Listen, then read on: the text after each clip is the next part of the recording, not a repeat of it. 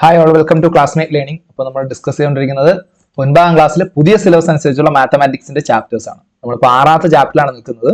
അതിൽ first section നമ്മൾ discuss ചെയ്ത് കഴിഞ്ഞു. ഇനി അടുത്ത് അതിൽ അൺസോൾവ്ഡ് ക്വസ്റ്റ്യൻസ് ഉണ്ട്. 6ാം ചാപ്റ്ററിലെ കോണുകളും വശങ്ങളും അഥവാ ആംഗിൾസ് ആൻഡ് സൈഡ്സ് എന്ന് പറയുന്ന സെക്ഷനിലെ കുറച്ച് ക്വസ്റ്റ്യൻസ് അൺസോൾവ്ഡ് ക്വസ്റ്റ്യൻസ് ഉണ്ട്. അതിന്റെ സൊല്യൂഷൻസ് കണ്ടുപിടിക്കാനാണ് നമ്മൾ പോകുന്നത്. ഇന്ന് നമ്മൾ ഒന്നാമത്തെ രണ്ടാമത്തെ ചോദ്യത്തിന്റെ ആൻസേഴ്സ് ആണ് ഇന്നത്തെ ഈ വീഡിയോയിൽ നമ്മൾ ഡിസ്കസ് ചെയ്യുന്നത്. ബാക്കി ക്വസ്റ്റ്യൻസ് നമുക്ക് വരുന്ന വീഡിയോയിൽ നമ്മൾ ഡിസ്കസ് ചെയ്യുന്നതായിരിക്കും. ഓക്കെ, അപ്പൊ കോൺസെപ്റ്റും തിയറിയും അതിന്റെ ബേസ് ചെയ്തുള്ള ഈ ഫസ്റ്റ് സെക്ഷൻ എന്താണ് ഡിസ്കസ് ചെയ്യുന്നത് കഴിഞ്ഞ വീഡിയോയിൽ ഡിസ്കസ് ചെയ്തിട്ടുണ്ട്. ആ വീഡിയോ കണ്ട ഒരു അണ്ടർസ്റ്റാൻഡിങ് ആക്കിയതിന് ശേഷം എന്ത് ചെയ്യണം, ഈ ക്വസ്റ്റ്യൻ സോൾവ് ചെയ്യാൻ പറ്റണം. കാരണം നമുക്ക് ആ കോൺസെപ്റ്റ് ഉണ്ടെങ്കിൽ നമുക്ക് ഈസി ആയിട്ട് എന്ത് ചെയ്യാം, സോൾവ് ചെയ്യാൻ പറ്റുന്നതാണ്. സോ നമുക്ക് ക്വസ്റ്റ്യൻസിലേക്ക് പോവാം. സോ ഫസ്റ്റ് ക്വസ്റ്റ്യൻ ഇതാണ്. One side of a triangle is 8 centimeters and two angles on it are 60 degree and 70 degree.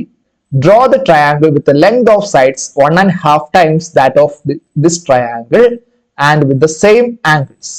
ഒരു ത്രികോണത്തിന്റെ ഒരു വശം 8 സെന്റിമീറ്ററും അതിലെ രണ്ട് കോണുകൾ 60 ഡിഗ്രിയും 70 ഡിഗ്രിയുമാണ്. കോണുകൾ മാറാതെ വശങ്ങൾ ഇതിന്റെ 1.5 മടങ്ങായ ത്രികോണം വരയ്ക്കുക. ഇതാണ് ചോദ്യം എന്നുള്ളത്. അപ്പൊ നോക്ക്, ഇത് അടുത്ത ക്വസ്റ്റ്യൻ കേട്ടോ. ശരി, അപ്പൊ ഇതാണ് നമ്മുടെ ക്വസ്റ്റ്യൻ. സോ ഈ ക്വസ്റ്റ്യൻ വെച്ചിട്ട് നമുക്ക് എന്ത് ചെയ്യാം, നമുക്ക് ഇതുപോലൊരു ക്വസ്റ്റ്യൻ നമ്മൾ വർക്ക്ഔട്ട് ചെയ്തിട്ടുണ്ട്. ഒരു ക്വസ്റ്റ്യൻ നമ്മൾ വർക്ക്ഔട്ട് ചെയ്തിട്ടുള്ളതാണ്. എനിവേ നമുക്ക് വേണ്ടത് ഒരു ട്രയാങ്കിൾ. ട്രയാങ്കിൾ ഒരു വശം എന്താണ് 8 സെന്റിമീറ്ററും കോണുകൾ 60 ഡിഗ്രിയും 70 ഡിഗ്രിയാണ്. ഓക്കെ, അപ്പൊ നമ്മൾ ഇങ്ങനെ ഒരു ട്രയാങ്കിൾ ഉണ്ടെന്ന് വെച്ചോളൂ. This A triangle. ഓക്കെ, ഈ ട്രയാങ്കിളില് നമുക്കിതിന്റെ ഒരു കോൺ എന്താണ്, ഒരു കോൺ 60 ഡിഗ്രി, മറ്റൊരു കോൺ 70 ഡിഗ്രിയാണ്. ഓക്കെ, ജസ്റ്റ് ഞാൻ ഇതിനെ അലൈൻ ചെയ്യുന്നു. ഓക്കെ, ഈ ട്രയാങ്കിൾ നിങ്ങൾ എടുത്തോളൂ. ഇത് ഒരു കോണിന്റെ വാല്യൂ എന്താണ്, ഇതൊന്ന് 60 ഡിഗ്രിയും മറ്റൊന്ന് 70 ഡിഗ്രിയാണെന്ന് വെച്ചോളൂ. ഓക്കെ, കോണളവ് നോക്കുമ്പോൾ ഇതൊന്ന് 70ഉം ഇത് 60ഉം ആയിക്കോട്ടെ. ഓക്കെ, ഒരു വശം എത്രയാണ്, 8 സെന്റിമീറ്റർ ആണ് പറയുന്നത്. അങ്ങനെയെങ്കിൽ ഇതേപോലെ ഇതേ കോണളവുള്ള ത്രികോണത്തിന്റെ ഒരു വശം 8 സെന്റിമീറ്റർ, കോണുകൾ മാറാതെ വശങ്ങൾ ഇതിന്റെ 1.5 മടങ്ങായ ട്രയാങ്കിൾ വരയ്ക്കാണ് പറയുന്നത് അല്ലെ. വശങ്ങൾ 1.5 മടങ്ങാവണം. 1.5 മടങ്ങ് എന്ന് പറഞ്ഞാൽ എന്താണ്, 1.5 എന്ന് പറഞ്ഞു കഴിഞ്ഞാൽ ഇത് മിശ്രഭിന്നത്തിന് നമ്മൾ ഇതാക്കുമ്പോൾ എന്ത് വരും, 3/2. അതായത് 1/2 1 × 2 2 പ്ലസ് 1 3 3/2 3/2 മടങ്ങായിട്ട് മാറണം. അതായത് 8 സെന്റിമീറ്റർ ആണ് വന്നിട്ടുള്ളത്. 8ന്റെ 3/2 എന്താണ്, ഈക്വൽ ടു 8ല് 2 4 പ്രാവശ്യമുണ്ട്. 4 × 3 12. ഒരു വശം 12 സെന്റിമീറ്റർ. അതായത് 8 സെന്റിമീറ്ററിനടുത്ത് 12 സെന്റിമീറ്റർ ആവണം. നോക്കൂ, ഇവിടെ കോണുകൾ മാറുന്നുണ്ടോ? കോണുകൾ മാറുന്നില്ല. കോണുകൾ മാറാത്തത് കൊണ്ട് തന്നെ നമുക്ക് ഇതേപോലെ 12 സെന്റിമീറ്റർ ഉള്ള ഒരു ട്രയാങ്കിൾ വരച്ചാൽ എന്തായിരിക്കും, അതിന്റെ വശങ്ങളെല്ലാം എന്തായിരിക്കും, 1.5 മടങ്ങായിരിക്കും. കാരണം കോണുകൾ ആംഗിൾസ് ഈക്വൽ ആണെങ്കിൽ സൈഡ്സ് എന്തായിരിക്കും, സൈഡ്സ് പ്രൊപ്പോർഷണൽ ആയിരിക്കും. ഒരു ത്രികോണത്തിലെ കോണുകൾ മറ്റൊരു ത്രികോണത്തിലെ കോണുകൾക്ക് തുല്യമാണെങ്കിൽ അവയുടെ ഈ തുല്യമായ കോണുകൾക്കെതിരെയുള്ള വശങ്ങൾ എന്തായിരിക്കും, ആനുപാതികമായിരിക്കും. അതാണ് സദൃശ്യ ത്രികോണങ്ങൾ എന്ന് പറയാം. സദൃശ്യ ത്രികോണങ്ങൾ, അതായത് സിമിലർ ട്രയാങ്കിൾസ് ആണ് നമ്മൾ ഇതിൽ ഫസ്റ്റ് സെക്ഷനിൽ പഠിച്ച കാര്യം. അപ്പൊ നമുക്കിത് എന്ത് ചെയ്യാം, 1.5 മടങ്ങ്. നമുക്കിത് എങ്ങനെ ഇത് വരയ്ക്കാൻ വേറെ ഒന്നുമില്ല, വളരെ സിമ്പിൾ ആയിട്ടുള്ള കാര്യമാണ്. നോക്കൂ, ഞാൻ ഈ ട്രയാങ്കിളിനെ ജസ്റ്റ് ഒന്ന് എന്ത് ചെയ്യുന്നു, ഈ ട്രയാങ്കിൾ ഞാൻ ജസ്റ്റ് ഒന്ന് ഇവിടെ മാറ്റുവാണ്. ഇപ്പൊ കാര്യം നമുക്ക് എന്ത് ചെയ്യാം, ഈ ട്രയാങ്കിൾ നമുക്ക് ഒരു കാര്യം ചെയ്യാം. അപ്പൊ നമുക്ക് ഈ 1.5 മടങ്ങ് എന്ന് പറഞ്ഞുകൊണ്ട് 8ന്റെ 1.5 മടങ്ങ് നമ്മൾ കണ്ടുപിടിച്ചു, 12 സെന്റിമീറ്റർ. അപ്പൊ നമ്മൾ എന്ത് ചെയ്യുക, ഇത്രേ ചെയ്തിട്ടുള്ളൂ, 12 സെന്റിമീറ്ററിന്റെ ഒരു ലൈൻ വരയ്ക്കുക. ഓക്കെ, 12 സെന്റിമീറ്ററിന്റെ ഒരു ലൈൻ വരയ്ക്കുക. ഇനി തന്നിരിക്കുന്ന കോണുകൾ എന്തൊക്കെയാണ്, 60 ഡിഗ്രി 70 ഡിഗ്രി. അതെന്ത് ചെയ്യുക, ഈ ഒരു വശത്ത് എന്ത് ചെയ്യുക, 60 ഡിഗ്രി മാർക്ക് ചെയ്യുക, അതങ്ങോട്ട് യോജിപ്പിക്കുക. പ്രൊട്രാക്ടർ എടുത്തിട്ടേ 60 ഡിഗ്രി മാർക്ക് ചെയ്യുക, യോജിപ്പിക്കുക. അടുത്ത വശത്ത് എന്ത് ചെയ്യണം, 70 ഡിഗ്രി മാർക്ക് ചെയ്യണം. 70 ഡിഗ്രി മാർക്ക് ചെയ്തിട്ട് അതെന്ത് ചെയ്യുക, അതങ്ങോട്ട് യോജിപ്പിക്കുക. ഇപ്പൊ നിങ്ങൾക്ക് കിട്ടുന്ന ത്രികോണം എന്തായിരിക്കും, നേരത്തെ വരച്ച ട്രയാങ്കിളിന്റെ 1.5 മടങ്ങ് വശങ്ങൾ വരുന്ന ത്രികോണമായിരിക്കും. വേറൊന്നും വേണ്ട, കാരണം കോണുകൾ തുല്യമായതുകൊണ്ട് നമുക്ക് എന്താണ്, വശങ്ങൾ ആനുപാതികമായിരിക്കും. അപ്പൊ വശങ്ങൾ ഒരു വശം കൂടിയാൽ മറ്റു വശങ്ങൾ എന്ത് ചെയ്യും, അതനുസരിച്ച് കൂടും കേട്ടോ. അപ്പൊ ഇതാണ് ഒന്നാമത്തെ ചോദ്യത്തിന്റെ ഉത്തരം എന്ന് പറയുന്നത് കേട്ടോ. അപ്പൊ രണ്ടാമത്തെ ചോദ്യം നോക്കിയാലോ. In a right triangle, the perpendiculars from the square corners to the hypotenuse divides it into two pieces. Into pieces 2 centimeters and 3 centimeters long. ഒരു മട്ടത്രികോണത്തിന്റെ മട്ടമൂലയിൽ നിന്നും കർണത്തിലേക്ക് വരയ്ക്കുന്ന ലംബം കർണത്തിനെ 2 സെന്റിമീറ്റർ 3 സെന്റിമീറ്റർ ഉള്ള ഭാഗങ്ങളാക്കുന്നു. ഓക്കെ, അതാണ് ഈ തന്നിരിക്കുന്നത് ഈ ഫിഗറിൽ. ഈ മട്ടത്രികോണത്തില് ഇവിടെയാണ് അതിന്റെ റൈറ്റ് ആംഗിൾ എന്ന് പറയുന്നത്, ഇവിടെയാണ്.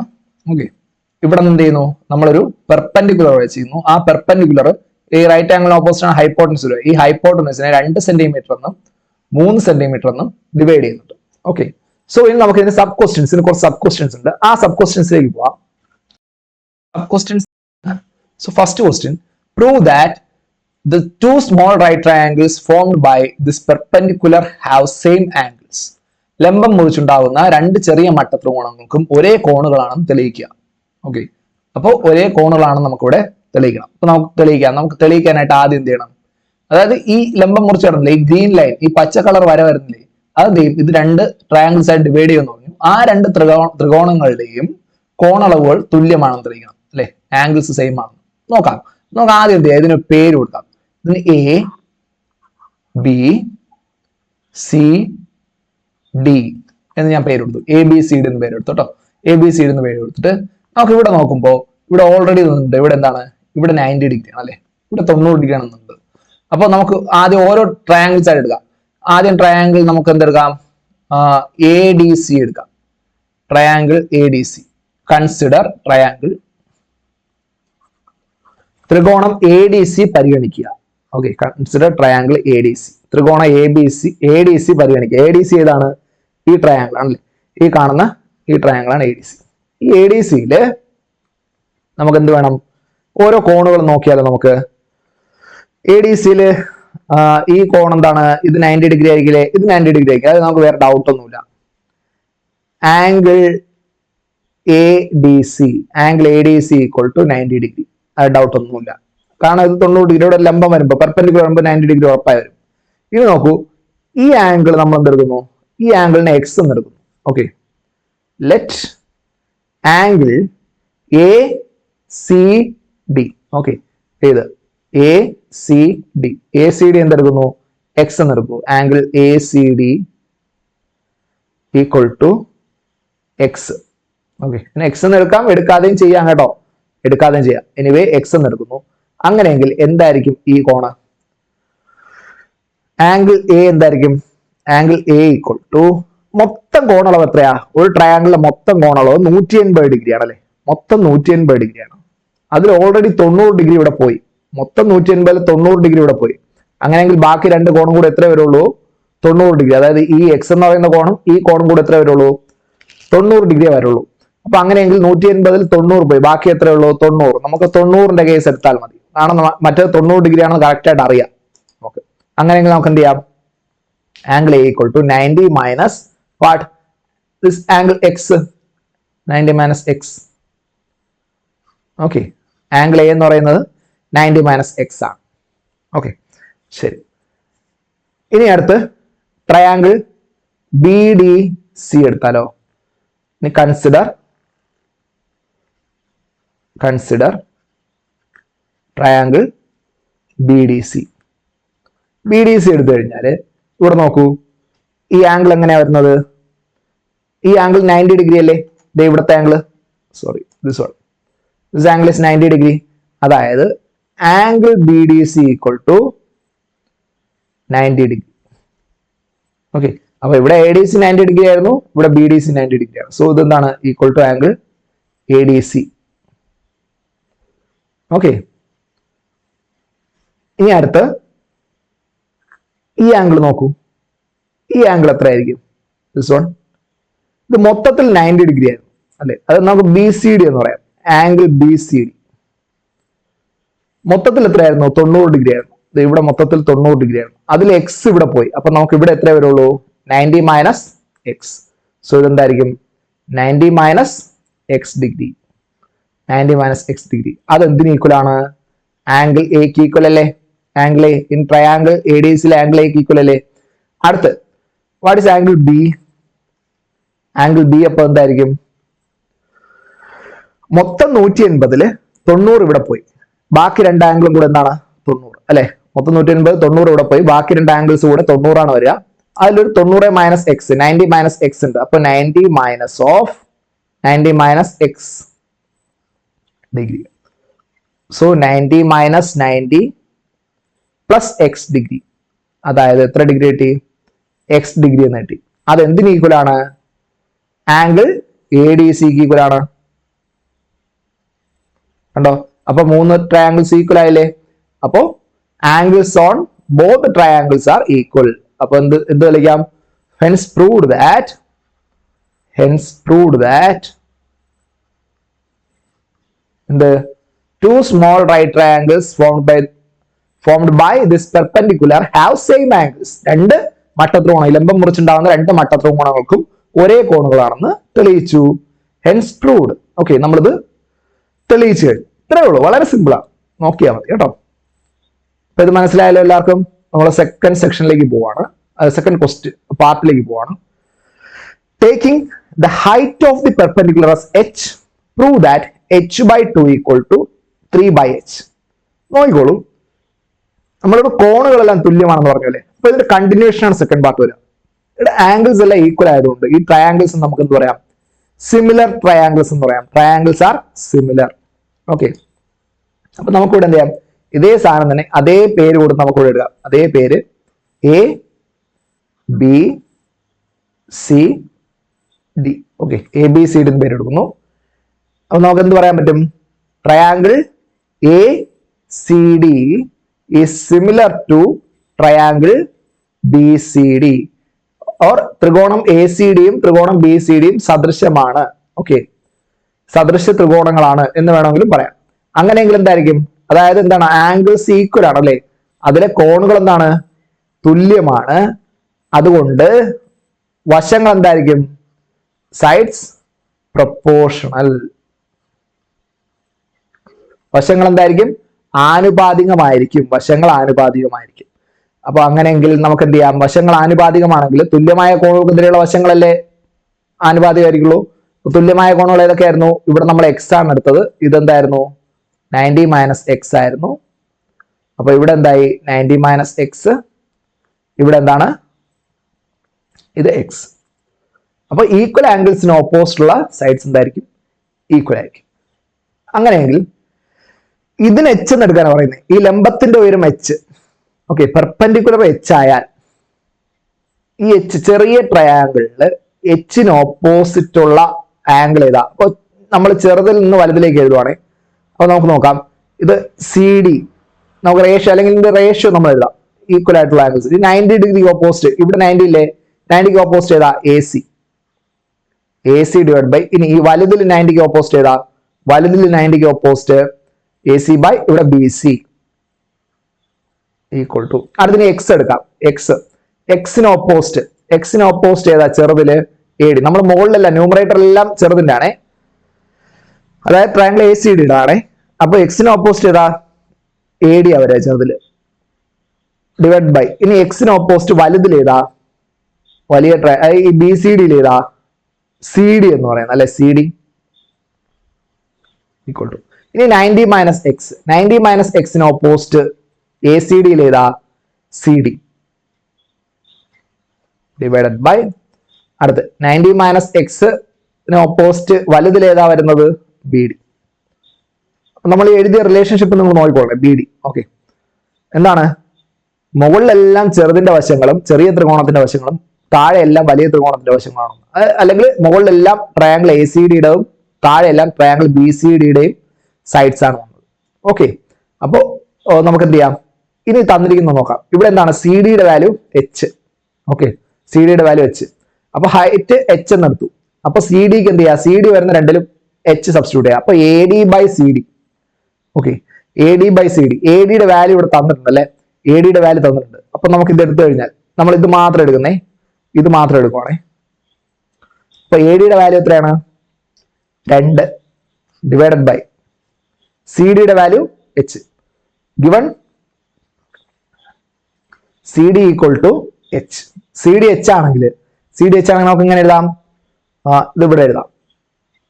2 ഡിവൈഡ് ബൈ, അതായത് എ ഡിയുടെ വാല്യൂ എന്താണ്? എ ഡിയുടെ വാല്യൂ 2 ആണ്. 2 ഡിവൈഡ് ബൈ സി ഡിയുടെ value H equal to C ഡിയുടെ value H divided by B ഡിയുടെ വാല്യൂ എന്താണ്? What is B D? B D is 3 centimetre. Okay, അപ്പൊ നമുക്ക് തിരിച്ചെഴുതാം. ഇതിങ്ങോട്ട് ക്രോസ് മൾട്ടിപ്ലൈ ചെയ്ത് തമ്മിൽ ഇന്റർചേഞ്ച് ചെയ്താൽ മതി, കുഴപ്പമില്ല, റേഷ്യോസ് അല്ലേ. അപ്പോ നമുക്ക് എന്ത് എഴുതാൻ പറ്റും? 3/h ഈക്വൽ ടു h/2 എന്ന് എഴുതാം. 3/h is equal to h/2 അതല്ലേ തന്നിരിക്കുന്നത്. അതായത് h/2 is equal to 3/h, അഥവാ 3/h is equal to h/2. Hence എന്ത് ചെയ്തു? Proved 3/h is equal to h/2. Okay, hence proved 3/h is equal to h/2. അല്ലെങ്കിൽ ഇതിന്റെ റെസിപ്രോക്കൽ എടുത്താലും മതി. h/2 ഇതിന്റെ റെസിപ്രോക്കൽ എടുത്താൽ എന്ത് കിട്ടും? അല്ലെങ്കിൽ ഇതിന്റെ റെസിപ്രോക്കൽ എടുത്താലും മതി.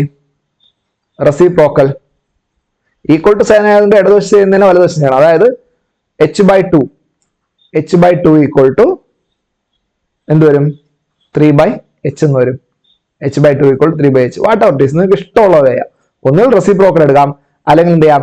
ഇത് തമ്മിൽ ഇന്റർചേഞ്ച് ചെയ്യാം. റേഷ്യോയിൽ അതൊക്കെ അലോബിൾ ആണ് കേട്ടോ. അപ്പോൾ നമുക്ക് എന്താണ്?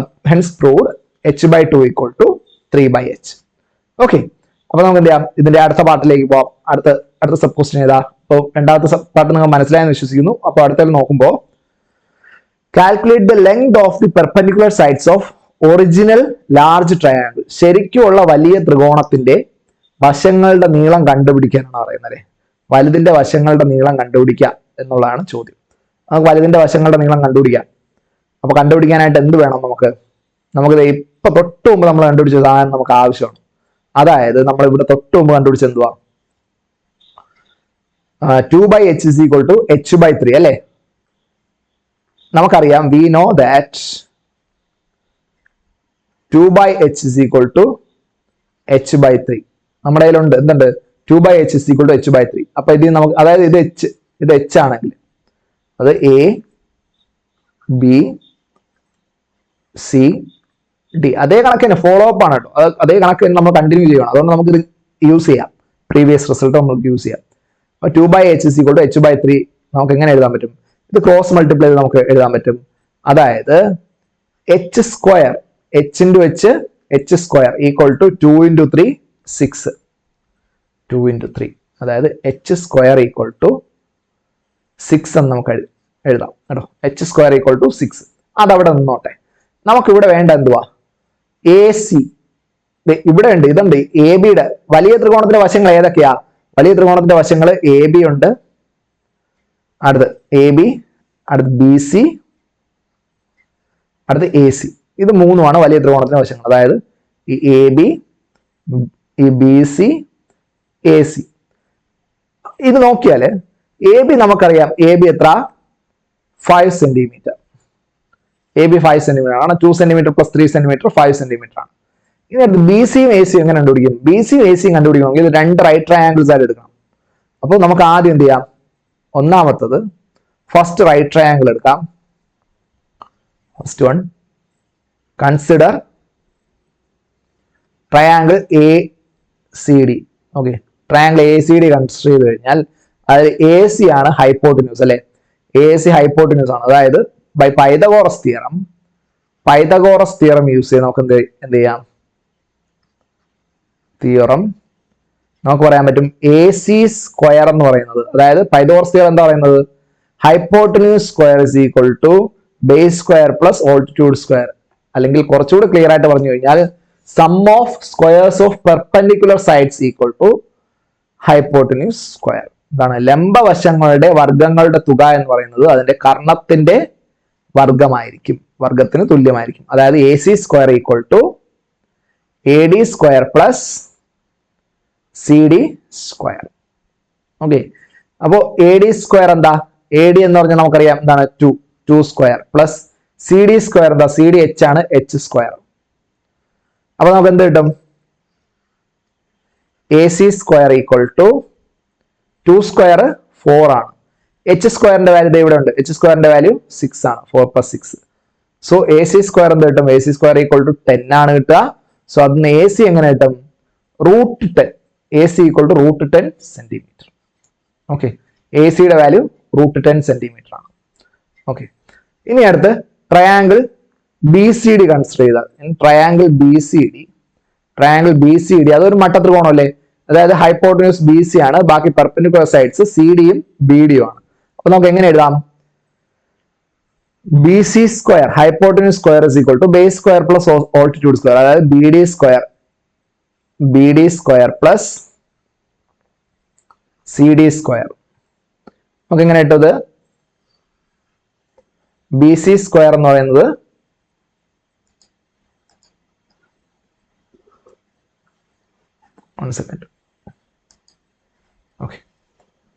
അപ്പൊ BC സ്ക്വയർ എന്ന് പറയുന്നത് എന്ത് വരും?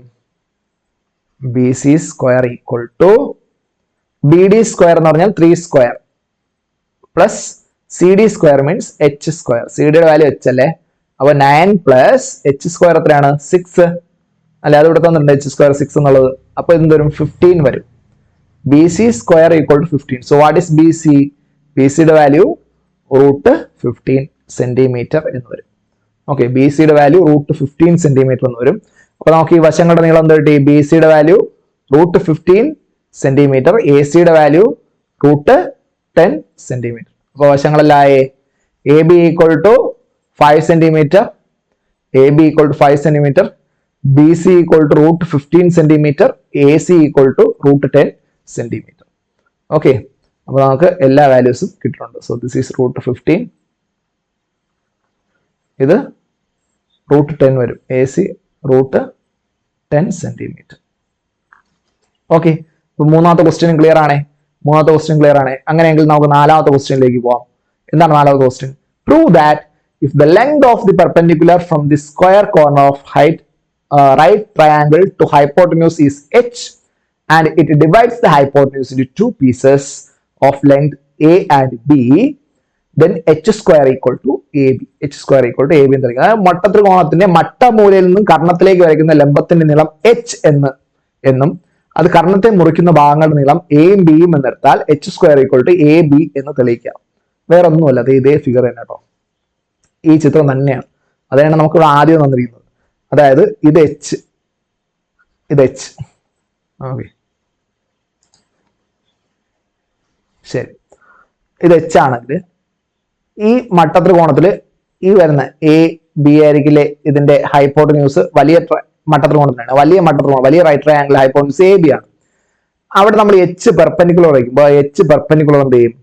ഇതിനെ രണ്ട് പാർട്ടായിട്ട്, അതായത് AD ആയിട്ടും BD ആയിട്ടും ഡിവൈഡ് ചെയ്യും. അപ്പൊ ആദ്യത്തെ പാർട്ടിനെ A എന്നും രണ്ടാമത്തെ പാർട്ടിനെ B എന്നും എടുത്തു കഴിഞ്ഞാൽ അവർ പറയുന്നു h square equal to AB എന്ന് പ്രൂവ് ചെയ്യണം. പ്രൂവ് ചെയ്യാൻ വേറെ ഒന്നുമില്ല, നമ്മളിത് ഇവിടെ എടുത്ത സാധനം തന്നെയാണ്, നമ്മളിത് ഫോളോ അപ്പ് ചെയ്ത് പോവാണ് കേട്ടോ, അതുകൊണ്ട് തന്നെ നമുക്ക് എന്ത് പറയാം? ഇവിടെ എടുത്ത റേഷ്യോ നമുക്ക് എടുക്കാം, AC by CD equal to CD by BD. Okay, അപ്പോൾ ഇതേ കണക്കിൽ ഞാൻ ഇവിടെ ജസ്റ്റ് അത് ചെയ്യുവാണ്. ഇതിന്റെ ആൻസർ ഞാൻ ഓക്കെ ഇവിടെ വേണമെങ്കിൽ വരച്ചിട്ട് നമുക്ക് ചെയ്യാം.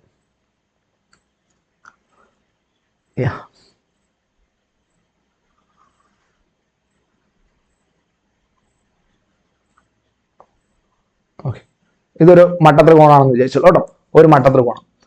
നമുക്ക് ഇതിന്റെ ശരിക്കുള്ള ട്രയാങ്കിൾ എടുത്ത് നമുക്ക് വരയ്ക്കാം. ഇതൊരു മട്ടത്രികോണമായിരുന്നോട്ടെ. അപ്പൊ നമ്മൾ ത്രികോണം വരച്ചിട്ടുണ്ട്. അത് ഈ റൈറ്റ് ട്രയാങ്കിൾ ABCD, നേരത്തെ കണ്ട അതേ റൈറ്റ് ട്രയാങ്കിൾ തന്നെയാണ്, നമ്മൾ ഇപ്പൊ എടുത്ത അതേ റൈറ്റ് ട്രയാങ്കിൾ തന്നെ, പ്രോപ്പർട്ടി ഒന്നും മാറുന്നില്ല. ഇതെന്താണ്? ഇവിടെ ആയിരുന്നു ഓൾറെഡി 90 ഡിഗ്രി ഉണ്ടായിരുന്നത്. സോ ഇവിടെ നമ്മൾ x എടുത്തു, ഇവിടെ നമ്മൾ അപ്പൊ എന്ത് വരും? 90 മൈനസ് എക്സ് എന്ന് വരും. സോ ഇത് 90 ഡിഗ്രി ആണ്, ഇത് 90 ഡിഗ്രി ആണ്. അപ്പൊ ഈ ആംഗിൾ എന്ത് വരും? ഈ ആംഗിൾ 90 മൈനസ് എക്സ് ആണ്. ഈ ആംഗിൾ എന്തായിരിക്കും? X degree. നേരത്തെ ചെയ്ത അതേപോലെ തന്നെ, നേരത്തെ ചെയ്യുന്ന ഒരു മാറ്റമില്ല, അതങ്ങനെ എടുത്തു. നമുക്ക് എന്നിട്ട് ഈ ഹൈറ്റ് എന്താണ്? ഹൈറ്റിന്റെ ഇവിടെ ഈ ഹൈറ്റ് എന്ത് ചെയ്യും? ഈ പെർപെൻഡിക്കുലർ h ഇതിന് രണ്ട് പാർട്ടായിട്ട് ഡിവൈഡ് ചെയ്യും, എയും ബിയും ആയിട്ട് ഡിവൈഡ് ചെയ്യും, എയും ബിയും. ഓക്കെ, അപ്പൊ നമ്മൾ ഈക്വൽ ആയിട്ടുള്ള ആംഗിൾസിന് ഓപ്പോസിറ്റ് സൈഡ്സ് റേഷ്യോ നേരത്തെ എടുത്തു അല്ലെ? ആ റേഷ്യോ നമുക്ക് ഇവിടെയും എടുക്കാം. നമ്മൾ നമ്മൾ രണ്ടാമത്തെ സെക്ഷൻ എടുത്ത് AD by CD equal to CD by BD. കാരണം ഇതേ ഫിഗർ തന്നെയാണ് നമ്മൾ യൂസ് ചെയ്തത്, വാല്യൂസ് എഴുതിയിട്ടില്ല എന്ന് മാത്രമേ ഉള്ളൂ. അപ്പൊ AD by CD equal to CD by BD എന്ന് എടുക്കാം നമുക്കിവിടെ. അതായത് AD by CD equal to CD by BD. നോക്കൂ, കാരണം AD എന്താണ്? AD എന്ന് പറയുന്ന വശം എക്സിന് ഓപ്പോസിറ്റ് ആണ് അല്ലെ? എക്സ് എന്ന് പറയുന്ന കോണിന് ഓപ്പോസിറ്റ് ആണ് എ ഡി. അങ്ങനെയെങ്കിൽ ഇവിടെ എക്സിന് ഓപ്പോസിറ്റ് ഏതായിരിക്കും? C D. അതാണ് A D by C D. അടുത്ത സി ഡി എന്ന് പറയുന്നത് 90 മൈനസ് എക്സിന് ഓപ്പോസിറ്റ് ആണ്. അങ്ങനെയെങ്കിൽ ഈ വലുതിൽ 90 മൈനസ് എക്സിന് ഓപ്പോസിറ്റ് ഏതാ? B D. ഓക്കെ, അപ്പൊ നമ്മൾ എടുത്തിട്ടുണ്ട് എന്താണ്? A D equal to A. Okay, let A D equal to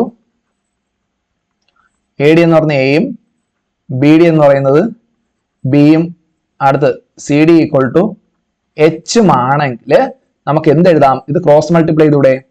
അതായത് ഇത് സബ്സ്റ്റിറ്റ്യൂട്ട് ചെയ്യാലോ. ആദ്യം സബ്സ്റ്റിറ്റ്യൂട്ട് ചെയ്യാം. A by H equal to C D എന്താണ്? സി ഡിയുടെ വാല്യൂ എച്ച് ബൈ ബി ഡിയുടെ വാല്യൂ ബി. ഓക്കെ, ഇനി നമുക്കിത് ക്രോസ് മൾട്ടിപ്ലൈ ചെയ്യാം. അതായത് എ ബി ഈക്വൽ ടു, അതായത് A into B equal to H square. അതല്ലേ നമുക്ക് തെളിയിക്കേണ്ടത്? H square equal to A B എന്ന് തെളിയിക്കുക. So H square equal to A B, hence proved. Simple ആണ്. ഇത് ഒരേ കണക്ക് തന്നെയാണ് കേട്ടോ. ഒരേ കണക്ക് തന്നെ ഇങ്ങനെ അവര് മൾട്ടിപ്ലൈ, ഇതേ സാധനം തന്നെയാണ് നമ്മൾ രണ്ടാമത്തെ ക്വസ്റ്റ്യൻ ചെയ്തത്. അതായത് H by 2 equal to 3 by H എന്ന് പറയുന്നത് എന്താണ്? എച്ച് സ്ക്വയർ ഈക്വൽ ടു 6 ആണ്.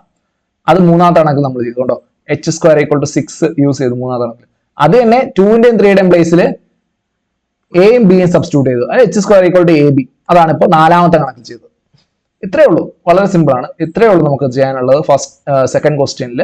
നമുക്ക് ബാക്കി എൻ്റെ തേർഡും ഫോർത്തും ക്വസ്റ്റ്യൻ നമുക്ക് അടുത്ത വീഡിയോയിൽ കാണാം.